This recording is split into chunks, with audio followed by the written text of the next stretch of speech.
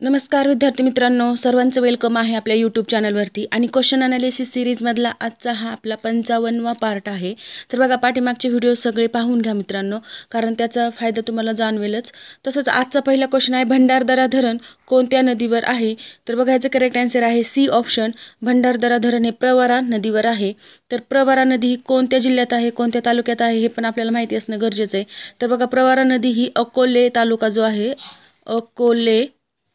अकोले तालुका जो आहे, अहिल्यानगरमधला अहिल्यानगर हे जिल्ह्याचं नाव आहे. अहिल्यानगर म्हणजेच अहमदनगर जे जुनं नाव आहे. तर त्या जिल्ह्यामध्ये हे प्रवरा नदीवरील धरण आहे भंडारदरा. तसंच भंडारदरा धरणाला अजून एक नाव आहे, तर विल्सन डॅम म्हणूनही याला ओळखलं जातं. विल्सन डॅम हे त्याचं नाव आहे, हे पण लक्षात असू द्या.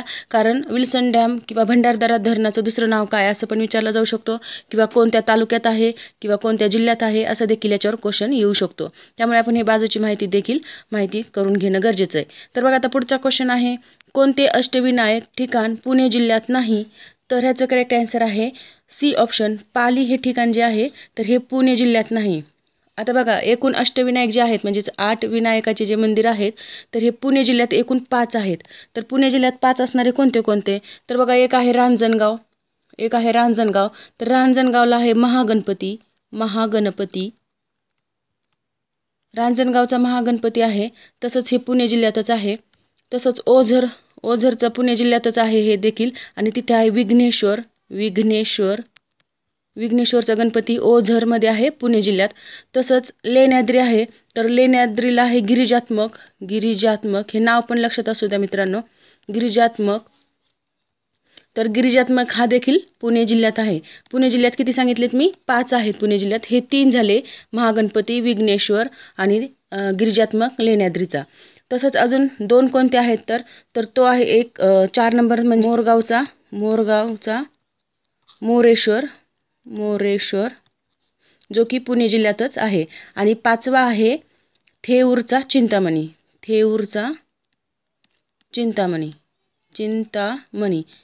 हे नाव लिहून घ्या तुमच्या नोटबुकवर आणि चांगल्या पद्धतीने ते गणपतीचं नाव तसंच कोणत्या ठिकाणी आहे हे याच्या जोड्या येऊ शकतात, किंवा अशा प्रकारे पुणे जिल्ह्यात खालीलपैकी कोणता आहे कोणता नाही, किंवा मग वेगवेगळे जे अष्टविनायकापैकी कोणतंही नाव तुम्हाला येऊ शकतं. आता हे झाले 5 जे पुणे जिल्ह्यातले होते. तर मग बाकीचे 3 कोणते आहेत? तर बाकीचे 3 आहे, एक रायगडमध्ये आहे बघा, पालीचा बल्लाळेश्वर जो की पालीचा आहे रायगड जिल्ह्यात. आणि तसंच दुसरं कोणतं आहे? महाडचा वरदविनायक जो आहे तो महाडला आहे, जो की रायगड जिल्ह्यात आहे. रायगड जिल्ह्यामध्ये 2 आहेत, एक पालीचा बल्लाळेश्वर आणि दुसरा महाडचा वरदविनायक. तसंच सिद्धटेकचा आता जो 8वा आहे सिद्धटेक कुठं आहे? तर हा आहे अहिल्यानगर. त्याला सिद्धविनायक असं म्हणतात. तर बघा, अशा प्रकारे 8 गणपती अष्टविनायक आपण इथे पाहिलेले आहेत, ते तुम्ही चांगले लक्षात ठेवा. तर बघा, आता पुढचा क्वेश्चन आहे, डॉक्टर पंजाबराव देशमुख कृषी विद्यापीठ कोणत्या वर्षी स्थापन झाले? तर पंजाबराव कृषी विद्यापीठ आहे तर हे 1969ला, म्हणजेच डी ऑप्शन आपलं करेक्ट आहे. तर तेव्हा हे स्थापन झालेलं आहे. तसंच पंजाबराव देशमुख हे कृषी विद्यापीठ आहे तर हे कुठे आहे? तर ते आहे अकोला जिल्हा.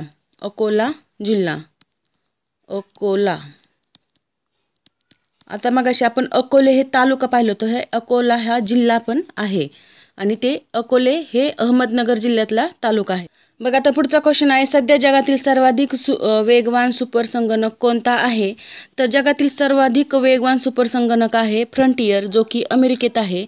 हा सुपर संगणक आहे जो की टॉपला आहे.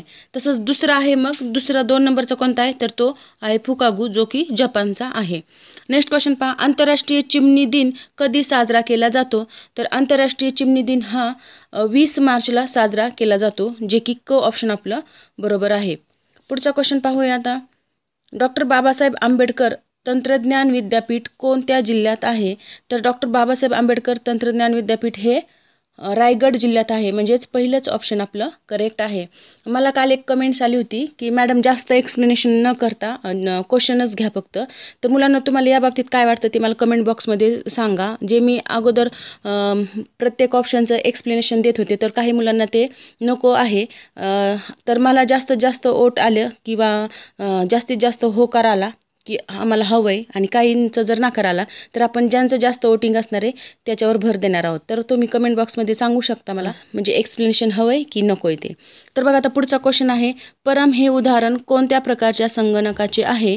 तर परम हे उदाहरण जे आहे ते सुपर कॉम्प्युटरचं उदाहरण आहे. म्हणजेच पहिलं ऑप्शन आपलं करेक्ट आहे. नेक्स्ट क्वेश्चन पहा, ज्ञान विज्ञान विमुक्तये हे ध्येयवाक्य डॅश डॅशचे आहे? तर हे ध्येयवाक्य आहे UGC जे की विद्यापीठ अनुदान आयोग आहे त्यांचं हे ज्ञान विज्ञान विमुक्तये हे ध्येय वाक्य आहे. म्हणजे त्यांच्या याची थीम आहे. नेक्स्ट क्वेश्चन पाहूया, केंद्रीय निवडणूक आयुक्तांची नियुक्ती करण्याचे अधिकार कोणाला आहेत? तर अशा प्रकारे केंद्रीय निवडणूक आयुक्त जे असतात त्यांची नियुक्ती करण्याचा अधिकार हा राष्ट्रपतीला असतो. म्हणजेच म्हणजे C ऑप्शन आपलं करेक्ट आहे. नेक्स्ट क्वेश्चन पहा, खालीलपैकी कोण अहमदनगरची प्रसिद्ध राज्यकर्ती होती? तर अहमदनगरची प्रसिद्ध राज्यकर्ती होती चांद बीबी. बघा अजून पण चांद बीबीचा महल जो की अहमदनगर जिल्ह्यात आहे तर तो तुम्ही पाहिलाच असेल. ज्यांनी पाहिला आहे त्यांनी येस करून मला कमेंट बॉक्समध्ये सांगू शकता. तर बघा चांद बीबीचा जो महल आहे तो खूप सुंदर आहे. अजूनही म्हणजे एवढ्या वर्षानंतरही त्याचं जे स्ट्रक्चर आहे ते खूप सुंदर आहे. तर बघा आता पुढचा क्वेश्चन पाहूया, गेटवे ऑफ इंडिया मुंबई हे कोणत्या वर्षी बांधण्यात आले? तर हे जे आहे गेटवे ऑफ इंडिया हे 1911 साली बांधण्यात आलं होतं. त्याचंच D ऑप्शन आपलं करेक्ट आहे. नेक्स्ट आहे, स्वयंचलित वाहनातून कोणता विषारी वायू बाहेर पडतो? तर जे स्वयंचलित वाहन असतात त्यांच्यामधून एक विषारी वायू बाहेर पडत असतो तर त्यालाच कार्बन मोनॉक्साईड असं म्हणतो. म्हणजेच पहिलंच ऑप्शन करेक्ट आहे, कार्बन मोनॉक्साईड. पुढचा क्वेश्चन पहा, स्वतंत्र महाराष्ट्राच्या विधानसभेचे पहिले सभापती कोण? तर स्वतंत्र महाराष्ट्राची विधानसभा तिचे पहिले सभापती आहेत स.ल. सीलम. म्हणजेच पहिलंच ऑप्शन आपलं करेक्ट आहे, स.ल. सीलम. हे बघा हे स्मार्ट स्टडी कट्टा आपल्या चॅनलचं नाव आहे. तुम्हाला जर व्हिडिओ आवडत असतील आणि तुम्हाला वाटत असेल मराठीचं घ्यावं मॅडमनी, मॅथ्सचं घ्यावं, कमेंट्स तर येतात, तर आपलं चॅनल जास्तीत जास्त शेअर करा आणि तुमच्या मित्रांना पण कळू द्या. मग आपल्याला जास्तीत जास्त व्हिडिओ बनवायला हरकत नाही. तर बघा आता पुढचा क्वेश्चन आहे, युनिसेफ ही संस्था कोणाविषयी संबंधित आहे? तर युनिसेफ ही संस्था आहे लहान मुलांशी रिलेटेड. म्हणजेच ब ऑप्शन आपलं करेक्ट आहे. बघा आता पुढचा क्वेश्चन आहे, भारतात वर्तमानपत्रांसाठी कागद तयार करणारा पहिला कारखाना कोणत्या ठिकाणी सुरू झाला? तर वर्तमानपत्रासाठी कागद तयार करणारा पहिला कारखाना नेपाळनगर. D ऑप्शन आपलं करेक्ट आहे. काही मुलं म्हणत असतील मॅडम तुम्ही एक्सप्लेनेशन का नाही देत आहेत? तर मी सांगितलं अगोदरच का कमेंट्स आल्या होत्या मला तशा. आणि हा व्हिडिओ तुम्हाला कसा वाटला ते मला कमेंट बॉक्समध्ये सांगणार आहात तुम्ही. विदाऊट एक्सप्लेनेशनचा हवा आहे की एक्सप्लेनेशनचा हवा आहे ते. आज आपण इथे एक्सप्लेनेशन नाही करणार आहेत.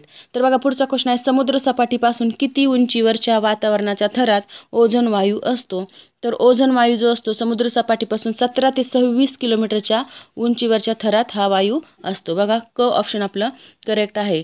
हा पृथ्वीची जी लेयर असतात पृथ्वीवर इथे तपांबराची लेयर असते, नंतर तपांबर नंतरची असते स्थितांबर आणि इथे मधात हा 3 किलोमीटरचा जो पट्टा असतो तर इथे हा वायू जो असतो तो ओझोन वायू असतो. तर बघा आता पुढचा क्वेश्चन आहे, साधारणपणे शहामृग या पक्षाचे आयुर्मान किती असते? तर शहामृग हा पक्षी जो आहे तर त्याचे साधारणतः आयुर्मान असते 50 वर्ष. म्हणजेच C ऑप्शन आपला करेक्ट आहे. नेक्स्ट क्वेश्चन आहे, आंतरराष्ट्रीय शांतता दिन कधी साजरा केला जातो? तर आंतरराष्ट्रीय शांतता दिन हा 21 सप्टेंबरला साजरा केला जातो. म्हणजेच B ऑप्शन आपलं करेक्ट आहे. नेक्स्ट आहे, जादूटोणा बंदी घालणारा कायदा करणारे भारतातील पहिले राज्य कोणते? तर जादूटोणा बंदी घालणारा कायदा करणारे महाराष्ट्र हे पहिलं राज्य आहे. म्हणजेच B ऑप्शन आपलं करेक्ट आहे. नेक्स्ट क्वेश्चन आहे, 1853 मुंबई ते ठाणे ही भारतातील पहिली रेल्वे सुरू झाली त्यावेळी भारताचा गव्हर्नर जनरल कोण होता? तर बघा पहिली रेल्वे कधी सुरू झालेली? 1853 म्हणजे क्वेश्चन वाचताना देखील तुम्ही जर लक्षपूर्वक जर वाचलं ना तर येणारे क्वेश्चन पण आपल्याला टॅकल होणार आहेत. बघा आता इथं असं पण विचारलं जाऊ शकतं की पहिली रेल्वे केव्हा सुरू झाली, तर हे प्रश्नातूनच आपल्याला त्याचं उत्तर भेटले की नाही. 1853. कुठे सुरू झाली, तर मुंबई ते ठाणे हा तिचा मार्ग होता. मग आता ही कोणाच्या काळात झालेली, तर त्याचं पहिलंच ऑप्शन करेक्ट आहे, लॉर्ड डलहौसीच्या काळामध्ये ही रेल्वे सुरू झाली होती. पुढचा क्वेश्चन पहा आता. भारतातील कोणत्या उद्योगाला सनराईज क्षेत्र असे म्हटले जाते, तर सनराईज क्षेत्र असं वाहन उद्योगाला म्हटलं जातं, म्हणजेच क ऑप्शन आपलं करेक्ट आहे. नेक्स्ट क्वेश्चन आहे, भारतात कॉफी उत्पादनात अग्रेसर कोणते राज्य आहे, तर कॉफी उत्पादनात अग्रेसर असणारं राज्य आहे कर्नाटक, म्हणजेच डी ऑप्शन आपलं करेक्ट आहे. पुढचा क्वेश्चन पहा, जगातील सर्वोच्च शिखर माउंट एव्हरेस्ट हे कोणत्या देशात आहे, तर जगातील सर्वोच्च शिखर जे आहे माउंट एव्हरेस्ट, तर हे आहे नेपाळमध्ये, म्हणजेच सी ऑप्शन आपलं करेक्ट आहे, नेपाळ. पुढचा क्वेश्चन पहा, ढग बीजकरण तंत्रामध्ये कोणता घटक वापरण्यात येतो. ढग बीजकरण म्हणजे कृत्रिमरित्या जो पाऊस पाडला जातो त्याला ढग बीजकरण असं म्हणतात. तर कृत्रिमरित्या पाऊस पाडण्यासाठी सिल्वर आयोडाईड हा घटक जो आहे तो यूज केला जातो, म्हणजेच डी ऑप्शन आपलं करेक्ट आहे. नेक्स्ट आहे, खालीलपैकी कोणत्या पक्षाला राष्ट्रीय पक्षाचा दर्जा नाही, तर राष्ट्रीय पक्षाचा दर्जा नसणारा पक्ष आहे शिवसेना, याला राष्ट्रीय पक्षाचा दर्जा नाही. तर भारतीय कम्युनिस्ट पक्ष, बहुजन समाजवादी पक्ष आणि नॅशनल पीपल्स पार्टी ह्या तिन्ही पक्षाला राष्ट्रीय पक्षाचा दर्जा आहे. पुढचा क्वेश्चन पाहूया, जागतिक बँकेने 2024च्या भारताच्या आर्थिक वाढीच्या अंदाजात किती टक्के वाढ केली आहे, तर अशा प्रकारे वाढ 1.2% एवढी वाढ केलेली आहे जागतिक बँकेने. नेक्स्ट आहे, जगात सर्वात वेगवान 5G नेटवर्क देण्याच्या देशामध्ये कोणता देश प्रथम क्रमांकावर आहे, तर बघा 5G तंत्रज्ञान जे आहे ते देण्याचं जे आहे ते UAE यानं हे 5G नेटवर्क सगळ्यात प्रथम दिलेलं आहे. पुढचा क्वेश्चन पाहता, देशात सर्वाधिक ई बाईकची विक्री कोणत्या राज्यात झाली आहे, तर ई बाईकची विक्री ही महाराष्ट्र राज्यात झाली, म्हणजेच डी ऑप्शन आपलं करेक्ट आहे. नेक्स्ट क्वेश्चन आहे, भारताचे माजी पंतप्रधान डॉक्टर मनमोहन सिंग हे राज्यसभेतून निवृत्त झाले आहेत, ते किती वेळा राज्यसभेचे सदस्य होते, तर हे 6 वेळा राज्यसभेचे सदस्य होते, म्हणजेच सी ऑप्शन करेक्ट आहे. पुढचा क्वेश्चन पाहूया, कोणती ऊर्जा कंपनी ही 10,000 MW म्हणजे मेगावॅटपेक्षा जास्त अक्षय ऊर्जा निर्मिती करणारी भारतातील पहिली कंपनी ठरली आहे, तर ह्याचं करेक्ट आन्सर आहे अदानी ग्रीन एनर्जी लिमिटेड. ही जी कंपनी आहे ही अशा प्रकारे पहिली कंपनी ठरलेली आहे जिनी ही 10,000 मेगावॅटपेक्षा जास्त अक्षय ऊर्जा निर्मिती केलेली आहे. तर बघा इथे अशा प्रकारे आपण इथे 30 क्वेश्चन घेतलेत जे की विदाऊट एक्सप्लेनेशन आहेत. तर हा व्हिडिओ कसा वाटला ते नक्की कमेंट बॉक्समध्ये कळवा आणि अशा प्रकारचे डेली व्हिडिओ पाहण्यासाठी आपल्या चॅनलला लाईक, शेअर आणि सबस्क्राईब करा. तसंच बेल आयकॉनवर प्रेस करा जेणेकरून तुम्हाला नवीन नवीन व्हिडिओची अपडेट्स मिळून जाईल आणि तुम्हाला पाहायला सोपं जाईल. तर बघा मित्रांनो, उद्यापासून आपण म्हणजे हा व्हिडिओ जो सकाळी 8 वाजता तुम्हाला भेटत आहे त्याच्यानंतर आपण अजून एक व्हिडिओ देणार आहोत जो की मराठी लँग्वेजचा असणार आहे. तर तो पण तुम्ही पाहत चला, त्याचं टायमिंग मी तुम्हाला नेक्स्ट व्हिडिओमध्ये सांगलच. तर अशा प्रकारे व्हिडिओ पाहत चला आणि जास्तीत जास्त स्टडी करा. ह्या वर्षी वर्दीशिवाय कोणीही राहू नका, वर्दी मिळवायचीच या हेतूने अभ्यास करा मित्रांनो. Thank you very much.